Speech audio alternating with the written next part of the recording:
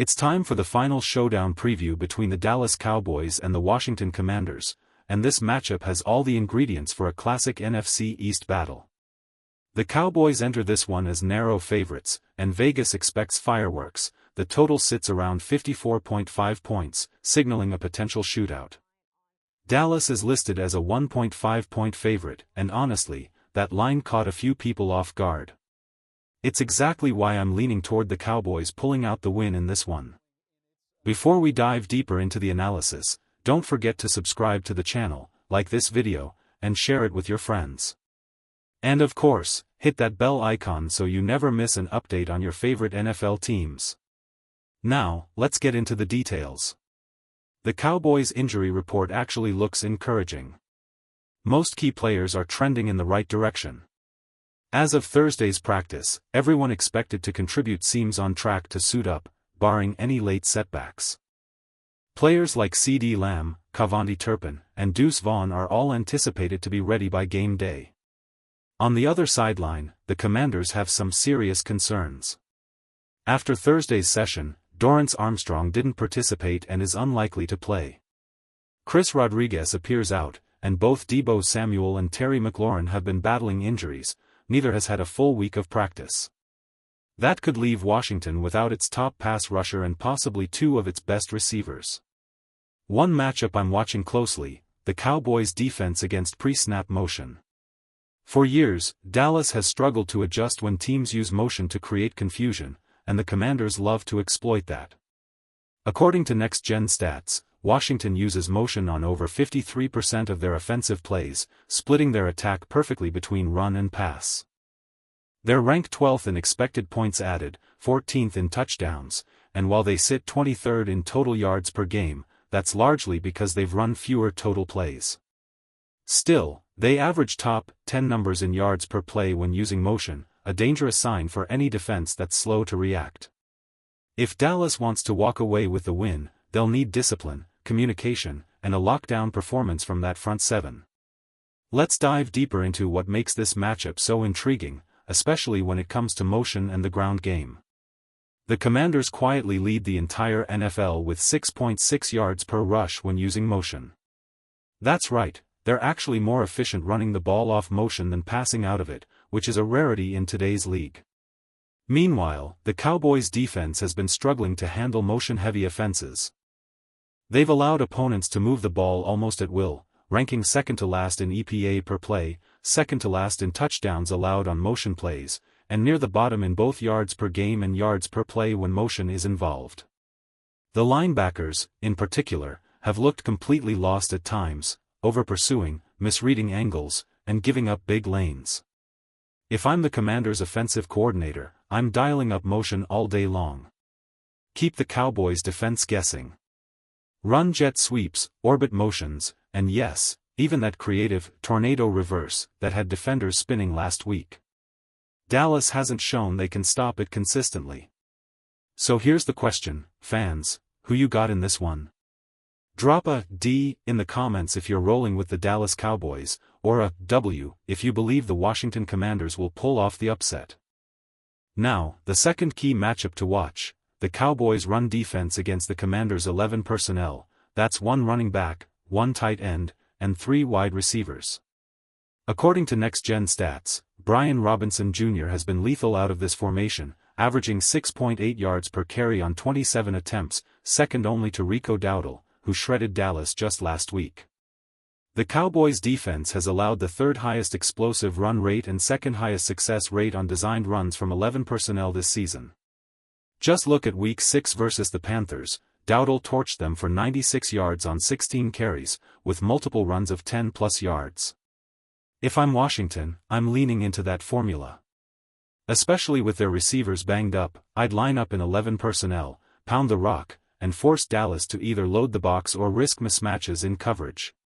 And if Terry McLaurin suits up, we might get another classic duel, Trayvon Diggs versus Scary Terry. A battle that's always worth watching when both are on the field.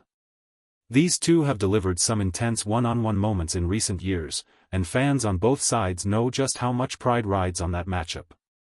It's been over a year since Terry McLaurin and Trayvon Diggs last lined up against each other, but when they did, sparks flew. McLaurin burned Diggs with that unforgettable deep touchdown the first time they faced off. But if you look at the full picture, Diggs has actually dominated this rivalry. According to Pro Football Focus, Diggs has allowed just 3 catches on 12 targets when covering McLaurin, along with 6 pass breakups and an interception. For most of their battles, Diggs has had Scary Terry locked down. But this time, things feel different. Diggs is coming off multiple knee injuries and hasn't quite looked like the same explosive corner he once was. Meanwhile, McLaurin finally has a consistent quarterback who can feed him the ball in stride. Over the last 2 matchups against Dallas, McLaurin has totaled 13 receptions on 18 targets for 164 yards and 2 touchdowns, production that shows he's not backing down from anyone. If both players take the field, it'll be a defining test, not just for McLaurin's resurgence, but for Diggs' reputation. This is where we find out if he's still that elite one-on-one corner, or if the injuries have taken their toll. Now, let's shift to another crucial factor, the Cowboys' pass rush versus quarterback Jaden Daniels. Daniels hasn't looked quite like himself this season. Injuries have clearly limited his explosiveness, and both his completion percentage and rushing numbers have dipped. Defenses are keeping him contained more effectively, forcing him to stay in the pocket and make quicker decisions. Next-gen stats reveal something fascinating. Daniels has a 21.5% scramble rate, meaning on over 1 out of every 5 dropbacks, he escapes the pocket, either to run or throw on the move. That's the highest rate in the entire NFL, even higher than what he posted during his rookie campaign. This tells you one thing: if Dallas can close those escape lanes and keep Daniels boxed in, their defensive line can take control of this game. But if he breaks containment? That's when the chaos begins, and it's exactly what Washington wants. When Jaden Daniels escapes the pocket, one thing becomes clear: he's far more likely to take off and run than throw on the move. It's a return to his LSU style, relying on athleticism when plays break down. This season, Daniels has recorded 23 scramble runs compared to just 9 throws after breaking the pocket, totaling 105 passing yards and a touchdown on those attempts. He's averaging 6.3 yards per carry, which is actually down over a yard from last year. But the bigger concern? Of those 23 runs, only 6 have moved the chains. Last season, he led the NFL with 79 scramble attempts, turning 35 of them into first downs, a ridiculous 44% conversion rate. Now, that number has plummeted. In fact, only Bo Nix has been less efficient at converting scramble runs into first downs among quarterbacks with at least 10 such attempts. That's a major difference from what burned Dallas earlier this year. Remember the loss to Philadelphia? Jalen Hurts repeatedly escaped pressure, picking up key first downs and killing the Cowboys' momentum. That cannot happen again. This week, edge setters like Dante Fowler Jr., Sam Williams, and Jadeveon Clowney must keep contained. No over-pursuing, no losing leverage. Force Daniels to stay inside the pocket, make him play quarterback, not magician. If they keep him contained, the Cowboys' defense can dictate the tempo instead of chasing it. And right now, let's be honest, Dak Prescott is clearly playing better football than Daniels. He's more efficient, more poised, and more in command of his offense. But let's see what you think, fans. Drop DP in the comments if you believe in Dak Prescott, or JD if you're backing Jaden Daniels to bounce back. Now, on to the 5th key matchup, the run game against light boxes. The Commanders' defense ranks among the NFL's top 10 in light box usage, meaning they often defend with 7 or fewer players near the line of scrimmage. It's a risky strategy, daring teams to run the ball. Against that look, Javonte Williams has quietly dominated, 233 rushing yards, 6.7 yards per carry, and an incredible 6 yards after contact per attempt. That's power running at its best. Expect Washington's defensive plan to center around one goal: don't let Dak Prescott beat them through the air.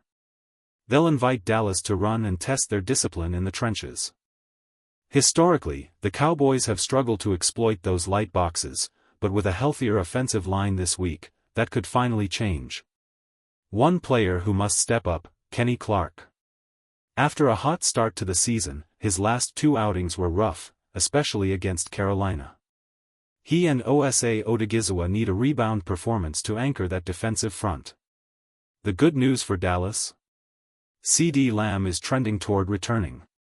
He was limited in Thursday's practice, but all signs point to him being ready to go, and that could change everything for this Cowboys offense. I'd be shocked if CeeDee Lamb doesn't suit up this week, and honestly, I'm calling it now. He scores his first touchdown of the season against Washington. It's wild to think we've made it this far without one from him, especially when guys like George Pickens already have 6. But if there was ever a get-right game for Lamb, this is it. Here's something worth noting: the Commanders' defense doesn't rotate their corners much. Trey Amos and Marshawn Lattimore line up almost exclusively on their respective sides, sticking to their assignments over 90% of the time. They're not following receivers across formations or shadowing them in the slot. That means if Dallas can find creative ways to move Lamb around, he'll get plenty of favorable matchups, and that could be deadly. So, Cowboys Nation, who scores the first touchdown this week? Drop your predictions in the comments below. Maybe it's Lamb, maybe it's Pollard, or maybe someone unexpected steps up.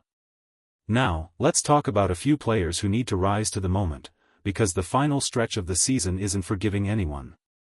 At number 3 on that list, Donovan Wilson.